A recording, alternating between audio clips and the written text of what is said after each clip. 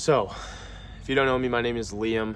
I make a YouTube video every day. I've been doing it for about a year now, and I'm on the road to 100 grand subscribers. So, I do a lot of fitness content, philosophy. I really just talk about whatever the fuck I'm thinking about.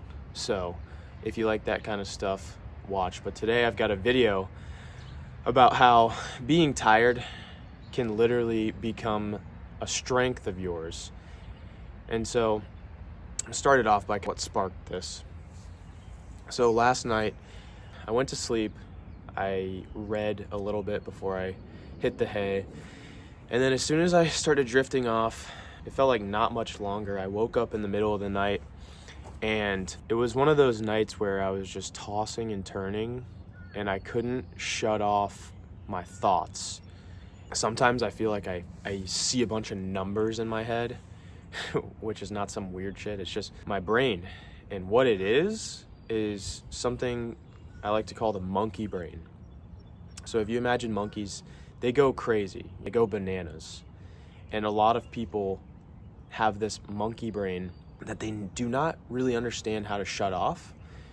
And they don't even understand that it's even there, which is the biggest problem. So I'm tossing and turning. I'm thinking about what I'm gonna do today, how I'm gonna feel because I'm tired. And it just creates this influx and bomb of thoughts. And that is the monkey brain. If you don't know that that exists, yes, there's your brain up here likes to run off and stay in the past and the future. So you could be somewhere where you wanna have fun, and then your brain drifts off and it's like, oh, I can't believe that freaking Samantha said this at work. I've been there for years. How could she possibly say that? Oh, shoot. I have this massive deadline coming up. I need to get my work done. Oh my God, he scored. Oh, shoot. I got to get this work done. It's like a bunch of monkeys going crazy, going bananas. And if you don't understand how to shut that off, there can be some problems. So this is where being tired comes in. Well, let me first explain this. So when you're sick, they say a sick man wants one thing, a healthy man wants 10,000 things. When you're sick, you don't care about what happened earlier. You don't care about your girlfriend being mad at you. You don't care about anything but being well. It's a very interesting phenomenon. Everything else eradicates into irrelevance as soon as you get sick. You just want to be well. Which, number one, hey, your health matters. That's all you got, because if your health goes to zero, everything else is destroyed. But interestingly enough, something similar happens when you become tired. So this morning, again, last night, I slept terribly. I went into the gym and it was leg day, which is obviously the hardest day of the week. But it was like I was sick. I didn't care about anything but that moment right then and there. All of the unnecessary emotions were gone. I wasn't thinking, oh, I need to warm up. Oh, I gotta squat today. This is gonna suck. Not really. Being tired is kind of like putting blinders on, and all you have left to focus on is what you're doing in that moment. There's no unnecessary emotions. Again, last night I was at dinner with a rep of mine, and he was one of those guys who could just chat your ear off. And you're sitting there listening intently, and then it got pretty close to my bedtime, which it was about 8 p.m. And so I was getting tired, I was yawning, and in that moment, I became so deeply aware. I was aware of him talking to me. There was 3 people at the table in that moment. There was him talking, there was my monkey brain trying to drift back and forth, and then there was actually the watcher, so the one observing all of this. And that only happens sometimes when you're tired. If you have all this energy, you're going to be very reactive. Things are going to happen and you're just going to react to them. However, when you get tired, there is no extra energy to drift into the past and the future. As long as you're sitting in the past and the future, that is where stress lies. If you're right here, right now, you're good. And being tired does that. It's something you can harness and use.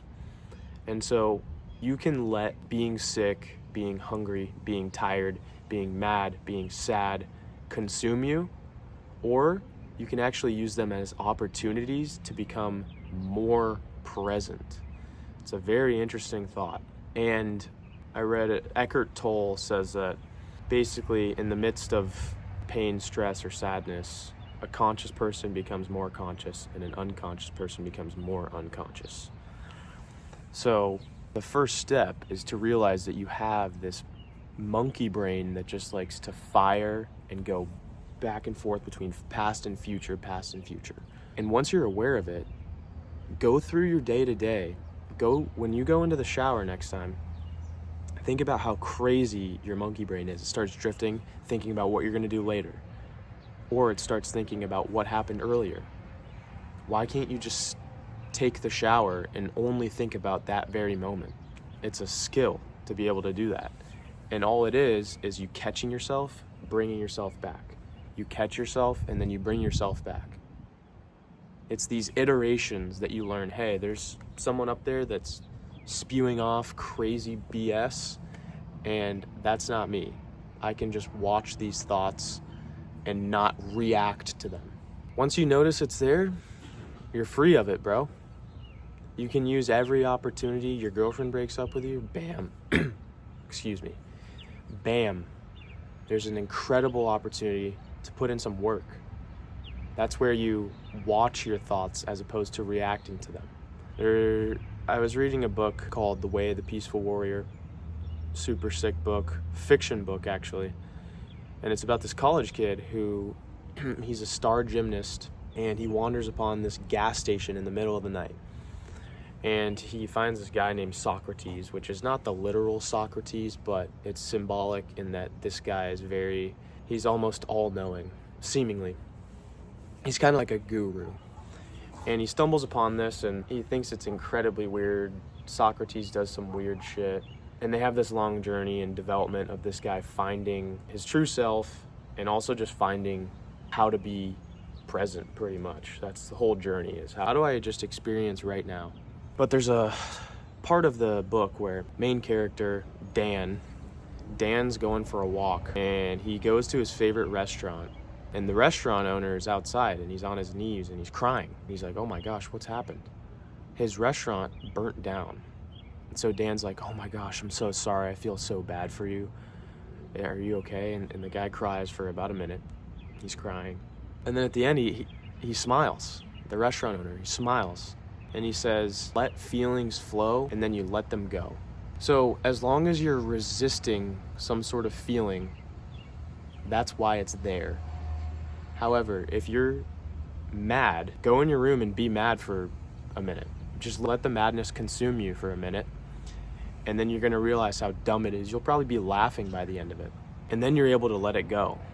But as long as you're moping around, crying, and trying to resist the feeling, it only makes it stronger. You've got to accept the feeling, let it flow, and then let it go. So next time you miss out on sleep, maybe get a little excited about it, because it's a sick opportunity to not have all the extraneous past, future thoughts that you do not need that just make you unhappy. I'm not saying go and miss out on sleep. I never do that. You'll die. But if you do feel yourself being tired, use it as an opportunity to drift into a state of mind that you otherwise wouldn't be in. It allows you to put those blinders on and just focus on what you're doing right then and there. So I hope this video was helpful. Side note, free gym program dropping Saturday, June 21st. It's gonna be better than anything you can buy for $1,000. Ta-ta.